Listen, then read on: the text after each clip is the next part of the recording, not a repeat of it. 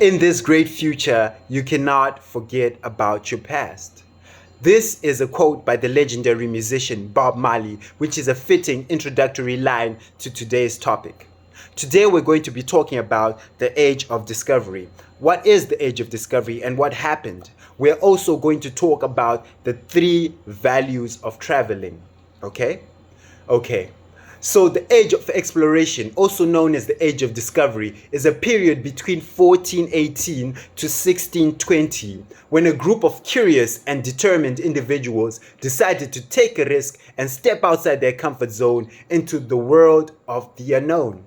This movement was started by a group of professionals known as seafarers from a number of European countries. So what are seafarers? Seafarers were people or are people who are educated, trained, skilled, and competent in the designing, construction, and operation of ships.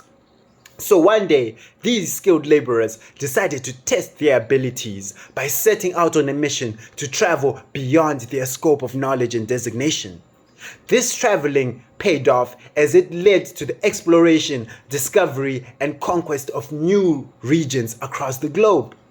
Once accomplished, this mission connected the once separated spheres of the world into one, therefore laying the foundation for the establishment of the global village as we now know it, where all people and land are now linked with each other. This shows us the first value of travel, which is the discovery and creation of connections. We now know that in this world that we're living in, we need connections. We need to know people. And once we know people, those people can help us with things that we do not have. And in exchange, we can help them with things that they do not have.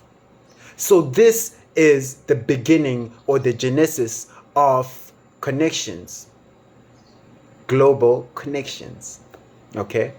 So, in traveling, the sailors discovered the availability of land or resources which was in abundance in those areas of travel, yet scarce in their homes. This created an opportunity for profitable trade, which was mutually beneficial until later on when it evolved, it spiraled into the blatant colonization of territories. So this started off as a good thing. They were trading fairly. But something happened. There was a shift which ended up causing something known as colonization. Interesting. So this shows us the second value of traveling, which is the opportunity to expand practices, right? You trade something. You trade firewood in your local village, right? You find out there are places that in the city or in towns that are in need of firewood. You go to the city, you go to the town, and you offer them firewood in exchange for something else. Let's say maybe you're getting meat. You're exchanging, you're trading, but you identify a weakness in somewhere in that town.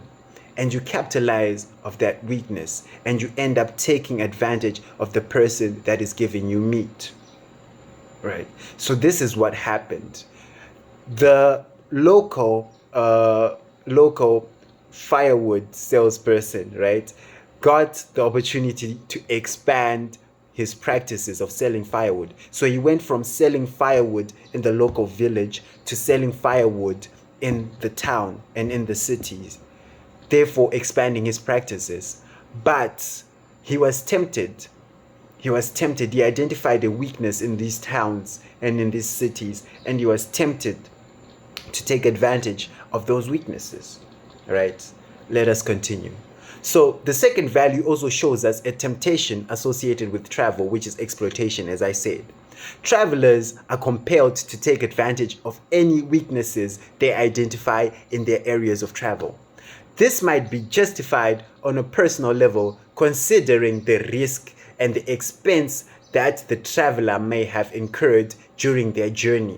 So they might claim that they have the right to capitalize on the risk that they took so that they can recoup their expenses and also reward themselves for their bravery and achievement. So this is the concept of capitalism, that someone takes on a risk, someone does something risky, right? And they are successful. And in their success, they find an opportunity to sort of like exploit, right? And they tell themselves that they have the right to exploit because, you know, they took on a risk, so that risk has to pay off, right? So this is what is happening here in the history of the age of discovery, where people started off trading fairly, but it turned into something ugly. It turned into exploitation. It turned into colonization, right? So I have a question for the audience. Do you think that this is ethical? Do you think that just because someone takes a risk and someone incurs certain expenses to chase that risk, right? Does that mean that they have the right to exploit a given population, right? Just because I took a risk, you know, to do something and it pays off, I discover something very, very valuable. Do I have the right to exploit or to take advantage of the people who I am doing business with? Food for thought, right?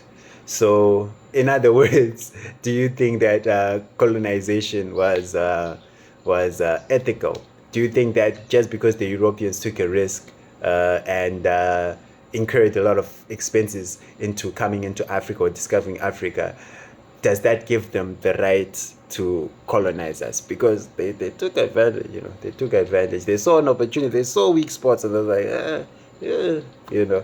So do you think that this is ethical? But anyway, as we continue, yeah, can we say that colonization is a byproduct of capitalism? And does that mean that believing in capitalism also means believing in colonization, as I said? So moving on, the age of discovery also initiated the Columbian exchange between the old world and the new world. So the old world consists of Europe, Africa, and Asia, and the new world consists of the Americas, which is Northern and Southern America, and Australia. So what is the Columbian exchange? It involves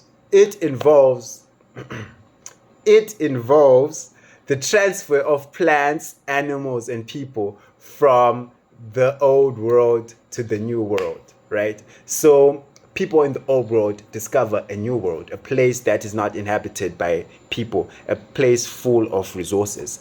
And they decide to move to that place. But in moving to that place, they decide to bring their animals and plants, right? So this is the Columbian exchange. So this shows us the third value of travel, which is the inspiration or motivation to migrate. So migration is performed in pursuit of happiness, achieving something that you previously could not achieve. Migration is the most difficult act in the world, but it is necessary for survival. We may be accustomed to where we live right now, but this is not where we originally come from. We had to migrate to survive. So migration can be hard, but it is necessary if done with consent, and it is of great value because it preserves our lives. So the Columbian exchange, which involved the migration of animals, plants, and human population, has produced the most magnificent and profitable results, such as the birth of strong empires such as the United States of America and the birth of SADA. Yes, you heard me correctly, the birth of SADA. So SADA, also known as pap, right? Grits, masa harina, putu, konagnik, maheu, and other maize products or corn products are a result of the Columbian exchange. So crops such as maize, potatoes, tomatoes, tobacco, and more originated from the New World, and they thrived in the Old World. And in exchange, the Old World also gave the New World certain crops such as rice, wheat, sugarcane, and livestock. So things such as maize and tomatoes, which are now staple foods in places like Africa, did not originate from Africa. They came from the Americas, and now they are popular in Africa, and they did not originate from Africa. So this just shows you the significance right, of migration, of how something is so popular in a place that it didn't originate from. Okay. Okay. Yeah. Yeah. So, right. So, bonus. This is a bonus value of travel: discovery of new foods. All right. So, during the Columbian exchange of culture also took place, such as the introduction of Christianity into other parts of the world, such as Africa. So the exchange wasn't all good, as it involved exchanging communicable diseases as well, which caused a lot of deaths. For example, smallpox came from the old world and it was transferred into the new world, and diseases such as syphilis came from the new world and they were transferred to the old world, right? And a lot of people died because of this. This shows a major risk of travel, which is death by communicable diseases. So this concludes our presentation on the age of discovery and the three values of travel. So the three values of travel that we identified, just to recap, is one, the discovery and creation of connections, right? Two, the opportunity to expand practices into new territories, right?